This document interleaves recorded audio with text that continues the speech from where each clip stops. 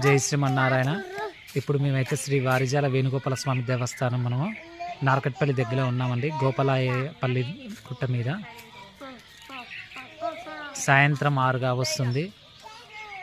చూస్తున్నారు కదా, సూర్యాస్తమయం అవుతుంది. చెట్ల మీదకైతే పక్షులు అన్ని వాటి గూళ్ళు చేరాయి. చూస్తున్నారు కదా, ఎంత బాగుందంటే వాతావరణం అయితే అసలు పక్షుల కిలకిల రాగాలతోటి శబ్దాలతోటి అయితే చాలా ఆహ్లాదకరంగా ఉంది. వీలైతే సాయంత్రం పూట కూడా ఇక్కడ ఈ గుడిని సందర్శించండి. ప్రకృతిలో ఉంటుందండి ఈ గుడి మాత్రం.